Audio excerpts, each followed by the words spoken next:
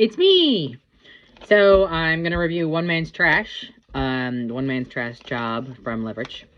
This episode was not great. There are moments in it that were fantastic, but not fantastic and like, oh my god, I love this episode. But more along the lines of like, yes, we get backstory that I really, really wanted to see. As you are gonna find out, this is an episode about pollution. It's about dumping in Louisiana. It's like killing the shipping industry, and then there's a corrupt dude who is trying to hold people back from like talking about it and stuff. So one of the first things that they wrote that was like, I know, but still having someone say it out loud kind of sucks, is that the United States did not sign like the no dumping here accord, which is, it's like our jam to not do the right thing.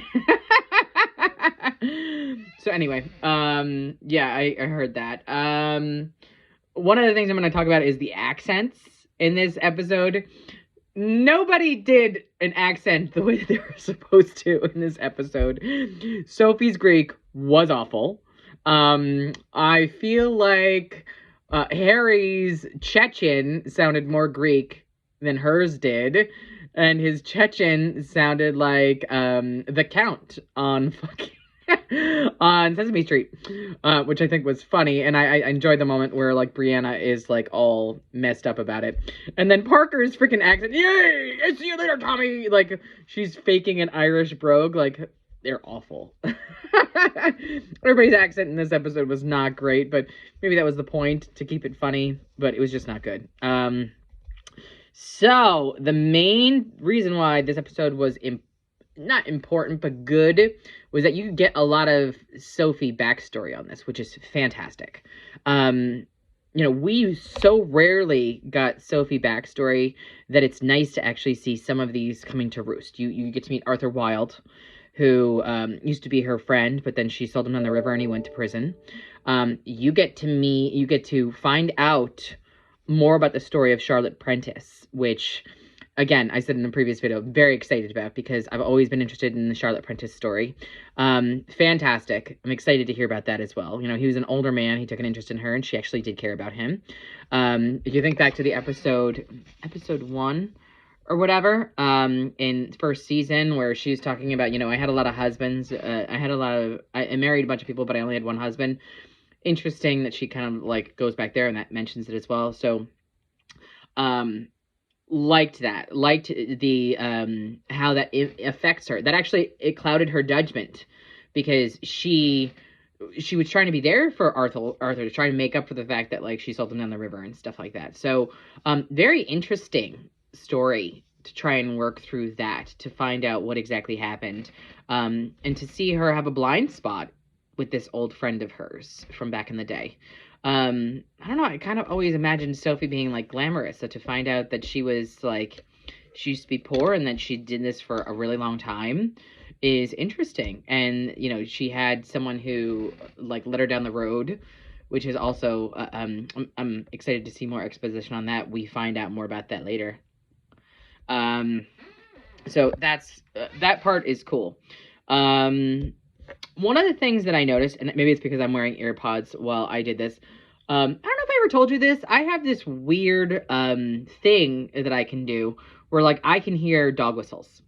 So like I can hear very high-pitched things, but like, I'm the one who puts on captions to watch all my shows, because like I can't necessarily make up everything someone says because they mumble, or because my brain can't put together what they were saying, but I can hear things like dog whistles.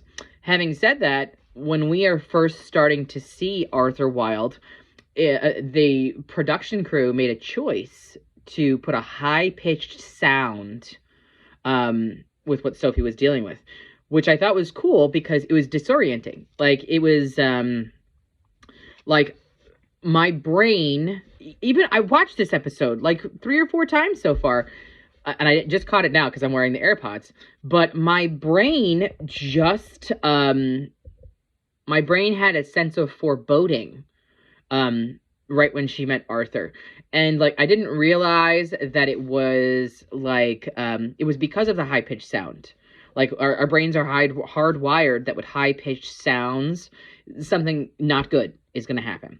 So if you watch this again, right when Sophie starts to realize, like, I know whose work this is, I got to get out of here, you're going to hear a high-pitched sound, and it's a choice because, like I said, they wanted to dig into the foreboding nature of the relationship. So I thought that was cool. I tried to listen for it more, and I was like, oh, it didn't happen any other time except for this one time, which I thought was clever. We have that cute little Venezuela callback where Harry is like, why don't we just bonk him in the head and dump him in the credit, put him in Venezuela and dump his credit rating. Again, first episode of the first season, and nice little this show loves its callbacks all day to, like, itself. It loves being in universe. So yeah, that was something cool that I thought about it. Watching Elliot be a dirty cop was funny because you could tell that, like, he was kind of trying to channel Miami Vice and, like, various other things like that. Was funny. Watching his face when he, like, ate that food and he was like, oh, it's disgusting. Like, his little food snob self. Like, I enjoyed that. You mentioned Mick Sweden. I hope you remember Mick Sweden from the original one. I hope we see Mick Sweden, to be honest with you. I really do. Because I actually like that character, and he wasn't just in, like, one episode. He had, like, 5 different episodes. And there was that one episode that was about his dad that was, like, all focused on him. I hope you watched that one, because I'm pretty sure I made you watch that one. That was one about D.B. Cooper, I'm pretty sure. But I really hope we see him. Another thing that watching it again now, knowing that I have to write the thing down for you, all throughout this season, I have been noticing that there have been various tech stuff that's happening. I'm always wondering if Wil Wheaton's going to come back. Always wondering if we got a hacker or something like that who's coming back to get in the way and do things or whatever. So just wondering where the hell, if this is going to be Wil Wheaton. You'll notice in this episode there was, like, weird countermeasures for certain things. Throughout the rest of the season, they have, like, certain little, a hacker did this. And then, like, they throw it away. Never say it again. So I'm wondering if it's, but they did that in the first season. I wasn't sure if they did it in the first season because it was part of, I can't think of the group now, or whatever. I was trying to figure out if it was part of that group or if it was part of just someone else. So like I said, always wondering if Wil Wheaton is coming back.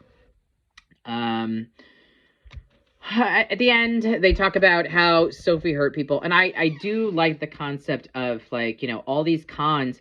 It can't always have just been, like, Elliot hurt people because he really hurt, like, physically hurt people. That Harry hurt people because he had his redemption list and stuff like that. And then, there was a line in last season where, they were like, oh, we're going to put that down on a redemption list. She's like, everything I did wrong, I did very right. Well, it almost seems like Sophie doesn't really regret any of those things, but this is something she feels like she really does regret because she really hurt Arthur.